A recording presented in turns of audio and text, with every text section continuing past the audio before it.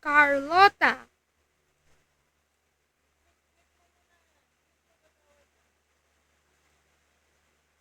Chapter 1. Carlotta. Zoom, zoom, thrill. Papa Codelli was out on the porch turning up his big nickel-trimmed accordion. Zoom, zoom, trill. Papa tugged the heavy music wind box stretched between his arms. His head tilted on one side as he listened for false notes. Zoom, zoom, as the accordion swelled out, then fell flat again. While Papa Coldly's stubby fingers pressed on the right keys to bring out his favorite Italian songs. Zoom, zoom, trill, trill. Round and round on the rickety, creaking porch floor his little Carlotta danced gaily. In her yellow house and bright green blouse and bright green skirt, she looked like a swaying daffodil. Her eyes sparkled with excitement, and her tousled, straight black hair flew wildly about around her head. Out of the way, Nick, she panted under her breath. I'll step on you. Nick, the lazy brown dog, moved a little closer to the wall and squinted an eye at Carlotta's flying feet. He was used to these nimble feet, but tonight they seemed to be everywhere at once, so he hugged the wall a little closer. Carlotta would dance until she dropped, but Papa did not have much time to play the accordion these summer days. Between tending to the automobiles and at his gas station and garage beside the house and hoeing vegetables in their patch in the back of the house, he was a very busy man, so Carlotta danced furiously when she had the chance. Zoom, zoom, trill. She knew as soon as a car showed signs of stopping at the gas station, Papa would drop his accordion and the dance would be ended.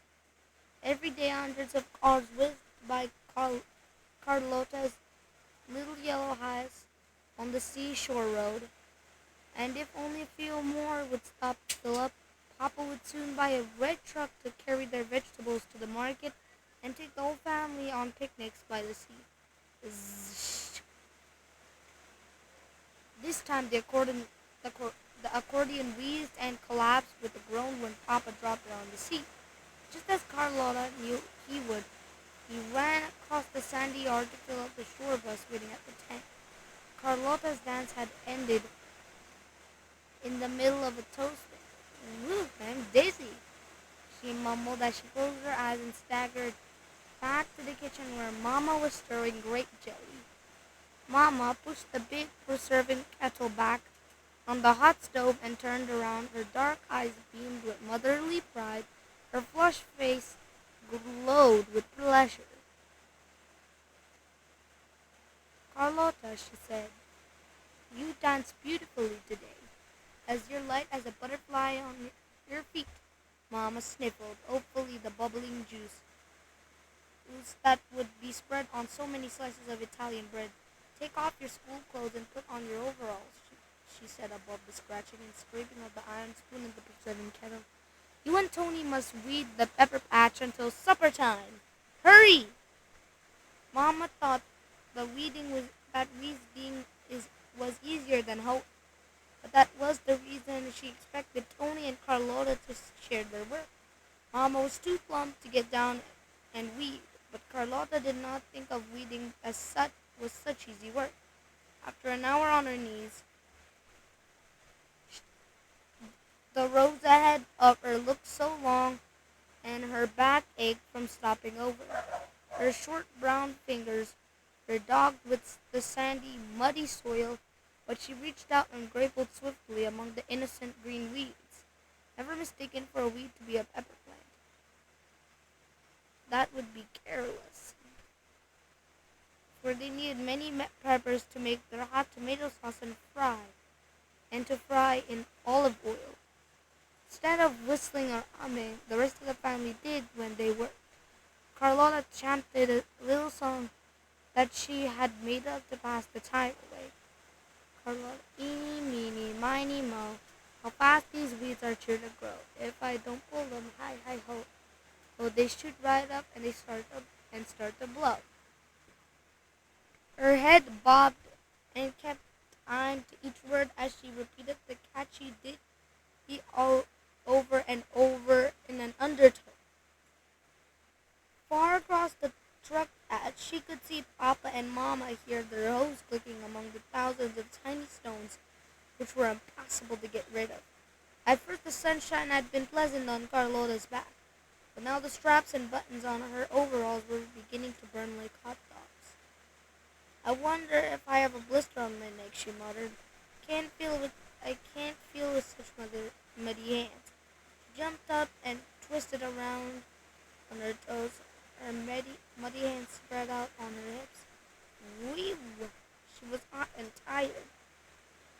Wouldn't a bright tin dipper of cold water taste good? I'd sooner dance when Papa plays his accordion, she said to herself.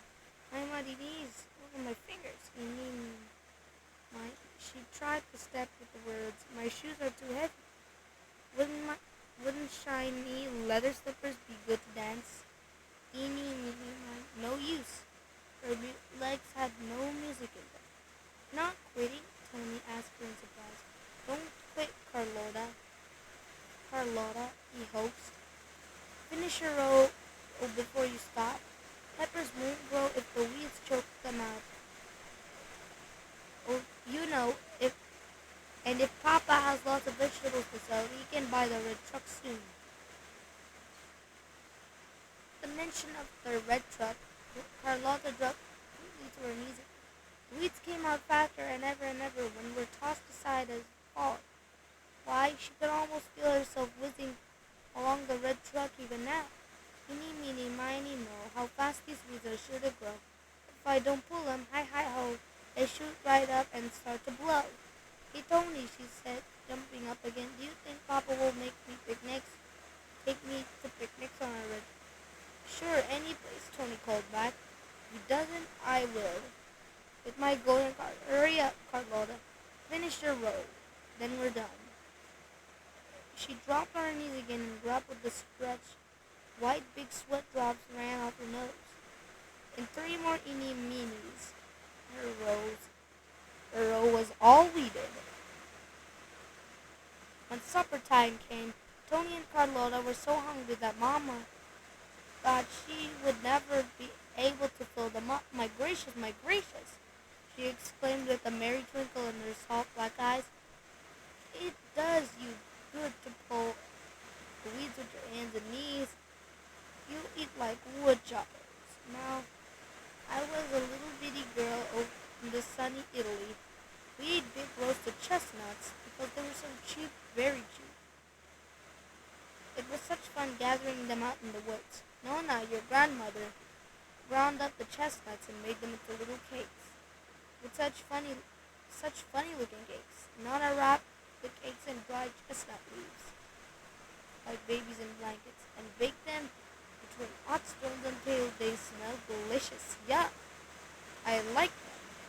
Do you think you would like chestnut cakes better than spaghetti and fried peppers, Carlotta? Tony and Carlotta glanced sheepishly while Mama put more supper on their plates. Mama told so many stories about sunny Italy. She and Papa had grown up together, but Papa never mentioned these old days. He was contented here in America, Mama said as she put an extra fried pepper on Tony's plate. That will help you pull weeds tomorrow. Let's hurry up and finish supper so Papa can read the Bible to us. Bump! The half-open kitchen door flew open. Hello, Billy, Tony greeted his goat. We want spaghetti too, but Billy could only watch them from the woodshed where he was tied, where he was not permitted to cross the door. Wait, old fellow, Tony said kindly. I'll feed you soon. Then just some more fun. Papa jumped up and suddenly waved his arms over his head. Yippee! He shouted. Get out! Get out! Get out! Aha! Billy wheeled around and clattered the woodshed into the yard, making a noise like a little pony. He's butting the washtubs. Listen, Tony was double doubled up with his laughter. Cross, he's cross because the rope opened fast. The kitchen rang with merriment. They did not act as though they were tired after working all day to help buy the new truck. They were never too tired to laugh and talk. No one noticed that Carlotta was missing from the table. She had suddenly remembered the absent member of the family who had also joined the truck. She was leaning out on the porch, sleepy old man, going to buy a red truck, she told him as he smoothed the silky brown coat with him. Won't it be fun to go to picnics? I'll take you along. Listen, hear the crickets under the lilac bush make creak after a sleeping sound. Yee-haw! He yawned and curled up tighter than ever. You're too old to run around. You can sleep under the truck in its shade when you get to the park. Going to have a nice. Carlotta's voice died away in a whisper. Quickly she slipped down on the seat beside Nick. Her eyes blinked and closed, and then soon she was dreaming. Chapter 2. The Roadside Stand. It was a beautiful sunny May morning. Mama thanked God in her heart for such a beautiful world as she flew the living room was wide open and tucked the lace curtains so that the fresh blossom-laden air come in while she cleaned. The automobiles made so much dust in the little yellow house by the roadside that she felt dusting was an endless job. Like cooking spaghetti, swish swish her long-handled purple feather duster flicked risky over chairs, table, and mantle, leaving a clean path behind it. Swish swish, Mama did not have much time to waste. For this was going to be a busy day. There would be no hoeing or weeding in this truck patch. Papa had planned to build a roadside stand beside the gas station today, and he wanted to finish it before Tony and Carlotta come home from school. Taking care of a roadside stand was to be Mama's way of helping to buy the red market truck. She felt sure there would be plenty of vegetables from the garden to sell at a stand this summer. Swish, swish, ooh, ooh. She plumped up the sagging feather pillows on the couch and straightened out the crocheted covers on the chairs. She pushed back a small vase on the edge of the mantel so the trucks rumbling by the street would not jar it off. The trucks rumbling by on the street would not jar it off. This beautifully colored enamel vase had been in Mama's bundle when she and Papa had come to Italy to America years ago. It was very precious to her now. She wanted to keep it for her Carlotta. At last the room was dusted for another day, and Mama was ready to help Papa on the roadside stand. She reached up to the close one of the bulldogs and a big black rose surprised her as it flopped under her arm, circled around the room, urged and decided to. Good gracious! Mama's voice showed surprise, not fright. Must be our Cinders. He's been away all this winter, and Tony and Carlotta would be glad to see him. Wonder if it's really Cinders. I can't tell. She tiptoed all around the house. She tiptoed all around the blackbird, while he watched her with his twitching beady eyes. His head jerked nervously from side to side, and once read his wings, but his spoon fell again. Well, I just can't tell, Mom. Mama was puzzled. I'll wait. She said, all crows look alike to me. She forgot all about the hurrying as she sat patiently in the rocking chair, thinking over the day when a crow with a broken leg floundered down garden patch in front of Tony while he was holding her. Tony had put the crow's leg in splints, shut him in the air cage, and hung out the cage in the pond. Carlotta and Tony had faithfully cared for the purple bird. She said that this time the crow looked black as the hot, sharp cinders which she used to see in earthen bowls in Italy. These bowls were used to keep their hands warm when they had no stove fires. She had never seen any living thing as black or blacker than those cinders. So the crow was called Cinders after that. Well, Cinder's leg was well and Tony opened the cage to let him out. Cinders refused to leave, followed Tony around and let a black shadow nest high up in the pine tree all summer. Tony spent much time with him and taught him many little tricks. But when the cold weather came along, Cinders disappeared. No, I don't believe this is Cinder's mama decided she started to get up on the water. Just then the crow gave a slight flutter, raised himself slowly, and flapped across the room. Found solidly on Mama's lips. Ha ha! It's Cinders after all, she thought. Has not forgotten his trick sight. Stepped carefully to open the window and stood with a lusty caw, caw. Cinders immediately flopped out and soared high up to the branches of the pine tree. You're a smart crow, Mama called after him. I'll not talk about Cinders coming back, she said to herself. She closed the window. There will be another surprise for Tony and Carlotta. And she hurried out to help Papa. By 4 o'clock, the roadside stand was almost finished. Papa had hammered and sawed all day long, only putting down his tools to fill up the cars as they stopped the gas station behind him. You'll stop to buy our stand when she's done? He asked every customer. Surely they all stopped. They liked his gas. They would like his vegetables too.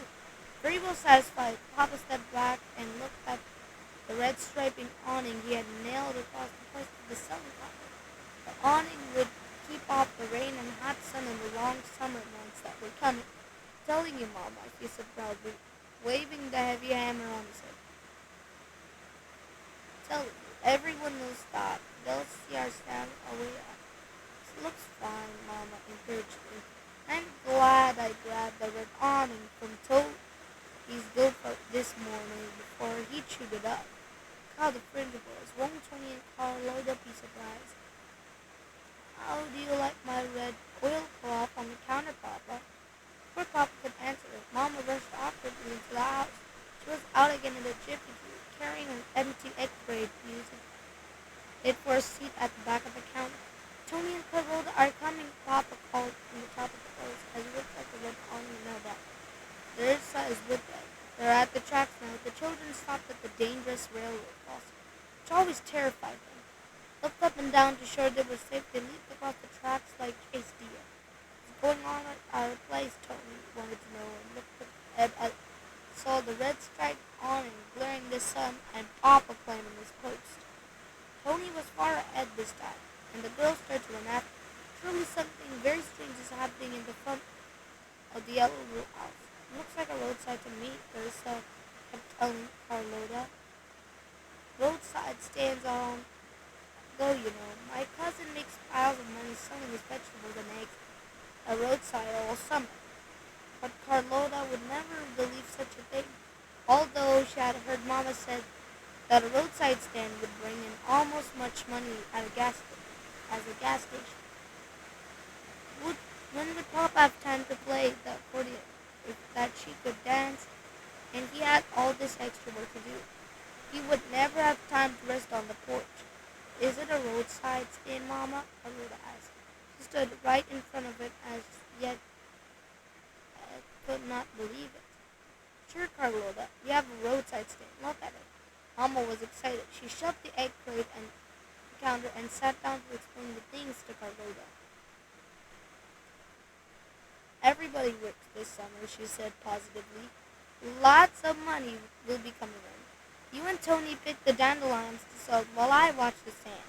Papa and Tony will hoe the weed in the garden patch to make beans and cabbages grow, while I will watch the gas station and tell Papa come and fill 'em up.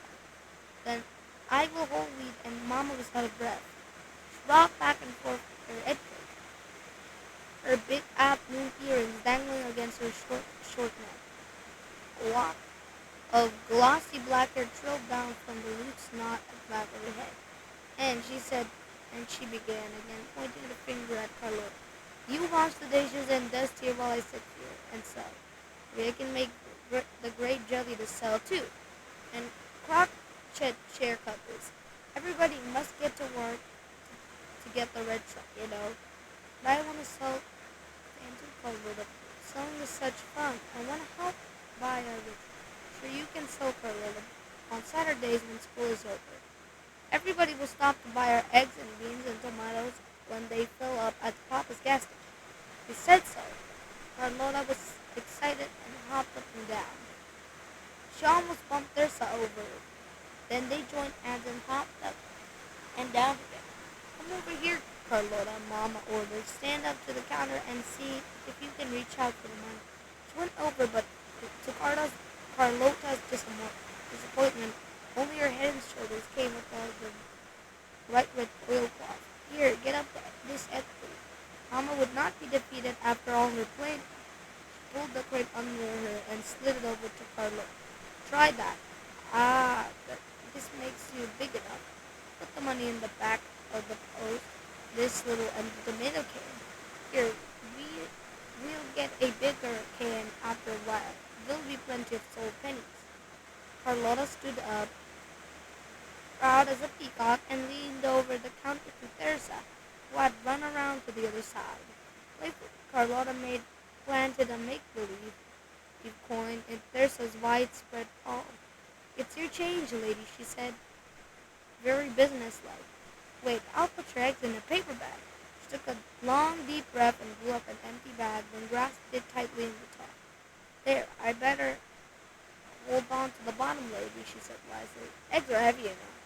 The girls looked sober at first, but when Thirsa took hold of the bag carefully with both hands and walked away with the ladylike step to make believe car, they broke out into rollicking laughter. Bang! The bag exploded under Thirsa's tingling palms for extra thrill. Sewing was going to be so much fun. Mama watched the little drama with twinkling eyes. Good gracious, she said under his breath. Got the signs. Tony, Tony, she shouted across the gas station to herself. Tony, make a sign with fresh eggs. On it, red paint. Wait, I'll show you. She bustled over to the filling station and returned in no time with two newly painted signs, fresh eggs and dandelions. Tony could make more red signs when the vegetables started to come out of the truck patch. The stand was going to be seen far, far off. Soon ready for the business now, Papa said later, as the nailed signs up. Roadside stands now need signs about fresh eggs. Yeah, it's how they all look, Mama agreed. I have lots of eggs saved up down in the cellar where they kept them.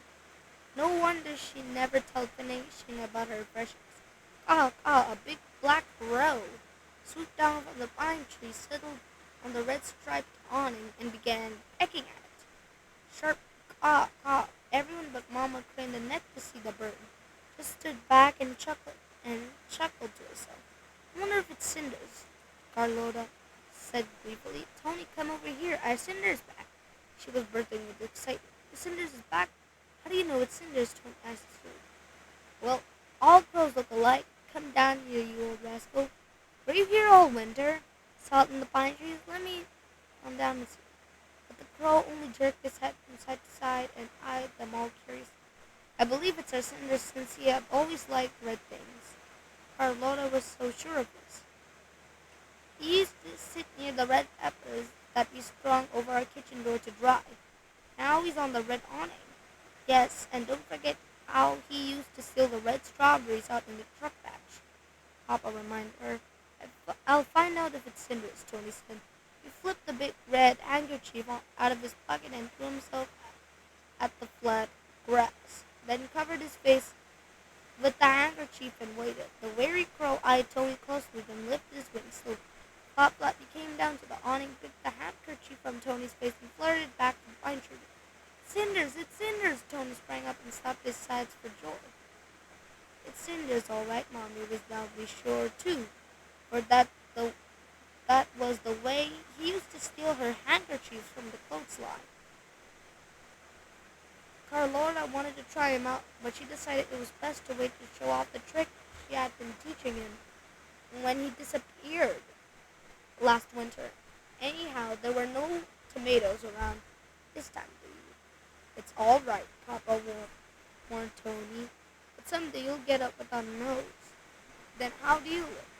Keep out of the garden patch this summer, you hear? Papa was not so fond of crows eating his young corn. Worked too hard for that. Robbers, he called them. Thieves, he scolded as they hammered leather nails to the post. They're not much good. At last, the roadside stand was complete, and Papa stood back once for a look at it. We are so blessed, he said. God had given us such a bliss. Able at the stay. President tossed his old pellet in the air, then caught it on the run and went to the house.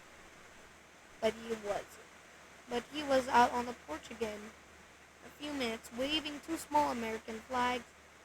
The flags had been given to him by the court on the day he got his papers said that America was going to be the new home. Now Papa would show everybody how much he thought of these flags. Putting to the roadside stand, he hurried with a resounding bang, nailed the flag securely to the post high above the fresh eggs and dandelion signs. He stepped back and looked at the stand over one last time.